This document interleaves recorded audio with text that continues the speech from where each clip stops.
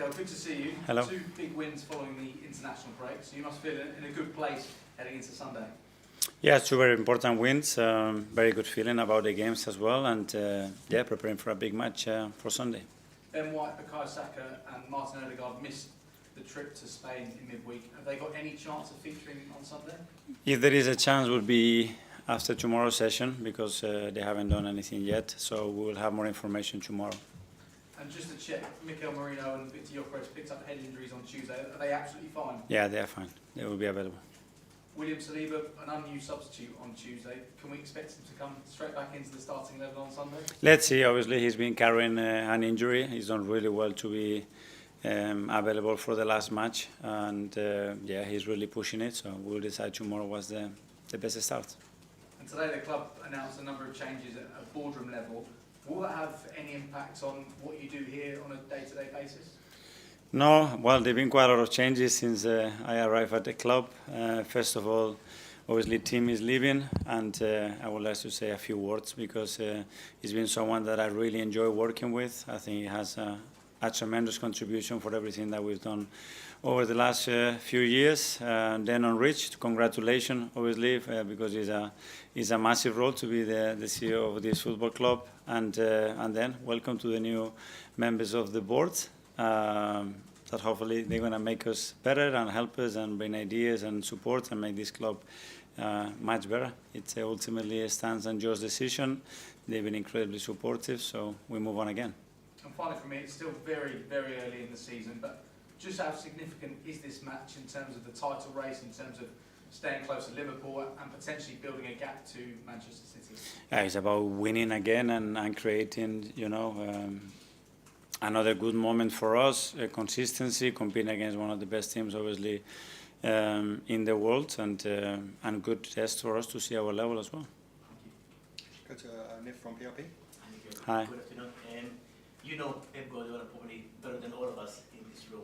How demanding do you think it's been for Pep to be at this level for so many years, to be achieving what he achieved in so many countries, and also how much do you think he evolved his coaching and management in the last few years? Well, yeah, the demands that he puts first of all on himself, the standards that he requires for everybody around him, his will to win, to evolve, to improve. You look around him always, he wants to surrender about the best people. For me, he's by far the best coach in the world. I always said it. I had the pleasure to work with him and win a lot with him next to him. So, yeah, it's always great to see him back. Noni Madueke, when you had a look at him in the summer, what made you decide to recruit him from Chelsea, and how do you think you and your coaching staff are getting such a wonderful version of him? Yeah, well, because I was sure that he was a player with a talent and quality that we didn't have in the squad. A player with a level of threat and unpredictability that he was going to make us better. The moment I picked up the phone, I spoke to him and his dad and his agent. The 3 of them gave me the impression that they were really willing to come, that they saw something special here they wanted to be part of. And then, yeah, you have to come here and slowly start to get to know him, and he needs to start to get to understand the team. But I think so far the impact he's having in the team, it's very, very positive. And Martin Zubimendi, how pleased are you with the way he settled here? How would you describe the balance in midfield gives you, and the partnership with Declan Rice as well? Yes, another one that obviously coming from abroad is always very tricky, especially with the demands in this league and in that particular position, because you have so much responsibility in that role, and you have to be aware of everything that we do. But such an intelligent boy, a lot of presence, a lot of quality, and a lot of courage to play football. Alex, BBC. Hi, Mikel. Hi. No goals conceded from open play, and Christian Mosquera has been a key part of that, a young player coming in and summer signing. Why do you think you have been so solid this season? Well, first of all, because he's very good, and I think credit to the scouting department, Andrea, that they presented the opportunity to have him. Again, no coincidence, as a boy, someone extremely focused, very determined, very clear that he wanted to come here, and he wanted to come here to play, and in his place, I think what he's doing in that position so early, very impressive. Just on White, Saka and Ødegaard, you said decision after tomorrow's session. Have they trained already, or would that be their first session? Because everything has been modified so far for him, and still a few things to clear, and tomorrow we'll have more information whether they are part of the squad, or they have a chance to be part of the squad or not.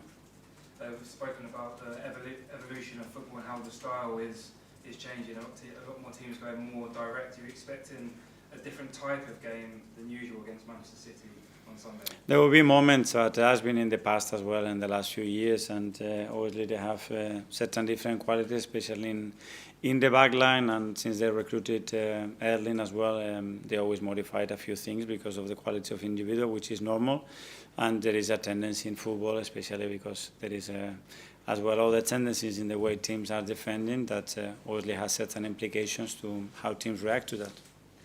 Ian, TalkSport. Hi Mikel, how are you? Hi, good, thank you. Talking about the evolution of football, I mean, it used to be seen if you're on the subs bench that maybe you'd done something wrong and the manager didn't like you. We saw in midweek, your substitutes you brought on won you the game in the Champions League. So, explain to me how the evolution has happened in terms of subs and how important they are to you this season. But if you look historically, the top teams, the team that has won a lot, the impact that the finisher had has always been really, really high. You need that quality nowadays to unlock games, and to do it consistently every 3 days is even harder, more difficult. And that's what you need. We are very lucky because we have players that can make that impact. They certainly did that the other day, and now we need consistency on that. So when you name the team and you name the subs, do you go up to them and say, listen, don't take it as being anything bad, you're on the bench, because I'm going to need you this afternoon? We already had a discussion in pre-season about the roles and responsibilities and about the implication of each other roles in relation to the game, the scenario, the schedule, a lot of factors. But the quality and the delivery and the intensity and will that you have to put every minute for this football club, that's unquestionable whether you are a starter or not. You've had to rebuild this football club, and you've been here 5 years.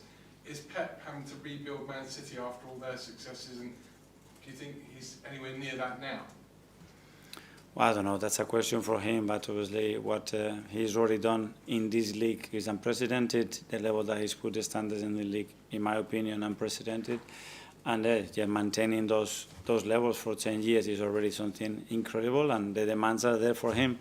And he wants to carry on because he certainly believes that he can do it again. And history beckons for you tomorrow. No Premier League manager's gone 5 games in a row unbeaten against Man City, so not tomorrow, Sunday. But if you do it, all hail Mikel Arteta. Well, the preparation of the game will be to win it, that's for sure. Over to Josh. Hi. Hi. Arsenal's suicide prevention service will be open for the first time at the game at the weekend. Can you talk to us about how important it is to be open about mental health struggles and also about what Arsenal's role is in that? Well, first of all, very proud that the club again takes the initiative and takes a problem, a serious problem that is out there in our society, and get practical solutions, and to create a safer space as well for our supporters to be able to raise their hands and say, listen, I need help, and this is the space to do it. I think it's incredible, and hopefully more people can do the same, because obviously